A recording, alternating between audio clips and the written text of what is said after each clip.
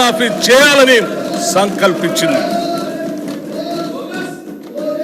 చేతగా నమ్మకు మాటలు ఎక్కువ అన్నట్లు రుణమాఫీలో పూర్తిగా విఫలమైన గత ప్రభుత్వ నాయకులు మా చిత్తశుద్ధిని శంకిస్తూ ప్రజలను తప్పుదోవ పట్టించేందుకు శతవిధాలా ప్రయత్నించారు.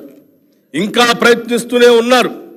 డిసెంబర్ 12, 2018 సంవత్సరం నుండి డిసెంబర్ 9, 2023 వరకు ఉన్న రుణాలన్నింటికీ రుణమాఫీ వర్తింపచేస్తూ అత్యంత సాహసోపేతమైన నిర్ణయం తీసుకున్నాం. తీవ్ర ఆర్థిక సంక్షోభంలో అధికారం అందుకున్న మేము తగిన ప్రణాళికతో పొదుపుతో ఇచ్చిన మాట ప్రకారం 2 లక్షల రూపాయల రుణమాఫీకి అవసరమైన 31,000 కోట్ల రూపాయలను సమీకరించుకుంటున్నాం.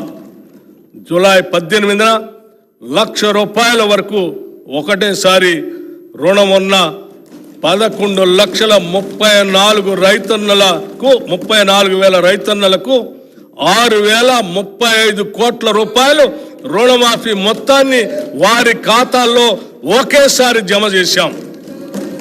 2 లక్షల రూపాయల వరకు రుణం ఉన్న మిగతా రైతులకు కూడా అతి త్వరలో రుణమాఫీ జరుగుతుంది. కాంగ్రెస్ మాట ఇస్తే శిలాశాసనమని రుణమాఫీ అమలుతో మరొక్కసారి రుజువైంది. ఈ రుణమాఫీతో తీవ్ర నిరాశలో ఉన్న రాష్ట్ర అన్నదాతల్లో భవిష్యత్తుపై తిరిగి ఆశలు చిగురించాయి. వారి సంబరాలు అంబరాన్ని అంటాయి. ఇక ముందు కూడా రైతు పక్షాన మా ప్రభుత్వం సదా అండగా ఉంటుంది. రైతు భరోసా గత ప్రభుత్వం అమలు చేసిన రైతు బంధు పథకం కింద 5 సంవత్సరాల్లో 80,440 కోట్ల రూపాయలు ఖర్చు చేసింది.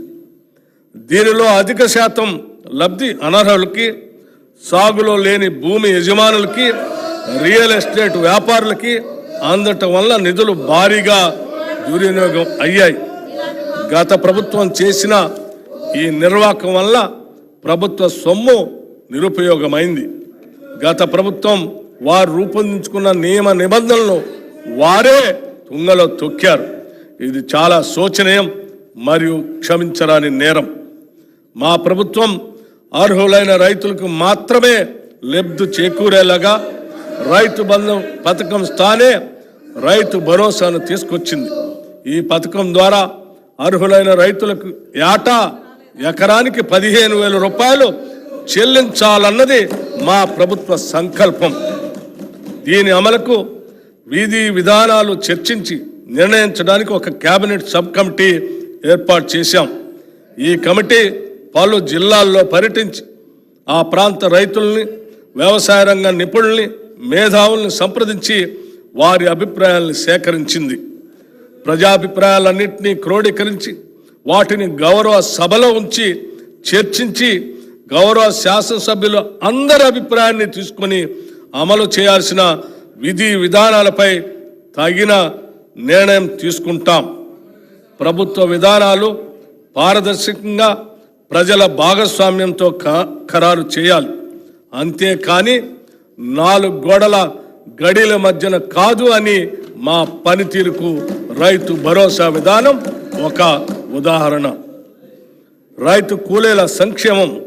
భూమి లేని గ్రామీణ ప్రజానికం ఎక్కువగా రైతు కూలీలుగా పనిచేస్తూ దుర్భర జీవితాన్ని గడుపుతున్నారు. వారికి ఎటువంటి ఆర్థిక భద్రత ఉండకపోవడంతో పనిలేని రోజుల్లో పస్తులు ఉండాల్సిన బాధాకరమైన పరిస్థితి. వీరికి గత 10 ఏళ్లలో ప్రభుత్వ పరంగా ఎటువంటి సహాయ సహకారాలు అందలేదు. భూమి లేని రైతు కూలీల ఆర్థిక మరియు జీవన స్థితిగతులు మెరుగుపరచడానికి మా ప్రభుత్వం లక్షలాది భూమి లేని నిరుపేద రైతు కూలీలకు సంవత్సరానికి 12,000 రూపాయలు అందించే బరోత్తర కార్యక్రమాన్ని ఈ సంవత్సరంలోనే ప్రారంభించబోతున్నాం. అతివృష్టి అనావృష్టుల రైతన్నల పాలిట శాపాలు. ఏడాది పాటు శ్రమించిన అనుకోని ప్రకృతి విపత్తులతో పండిన పంట చేతికందక రైతు రుణభారంతో కుంగిపోయి రైతు కూలీగా మారే పరిస్థితులు ఉత్పన్నమవుతాయి. వారిని ఇలాంటి దైన్య స్థితి నుండి కాపాడాల్సిన బాధ్యత ప్రభుత్వానిది. గత ప్రభుత్వం ఈ పథకానికి అవసరమైన బీమా ప్రీమియం చెల్లించక రైతుల కడగళ్లకు కారణమైంది. మా ప్రభుత్వం రైతుకు ఆర్థిక భద్రత కలిగించేందుకు పంటల బీమా పథకాన్ని అమలు చేయటానికి ఈ సంవత్సరం నుండి ప్రధానమంత్రి ఫసల్ బీమా యోజన పథకంలో చేరాలని నిర్ణయించాం. ఈ పథకం కింద రైతులు చెల్లించాల్సిన బీమా ప్రీమియం కూడా రాష్ట్ర ప్రభుత్వమే చెల్లిస్తుంది. రైతులకి పైసా ఖర్చు లేకుండా వారు వేసిన పంటలకు పూర్తి భద్రత ఈ పథకం కల్పిస్తుంది. తెలంగాణలో వరి సాగు చాలా విస్తృతంగా జరుగుతుంది. పండిన పంటకు సరైన ధర రాక, పెట్టుబడి కూడా దక్కక రైతు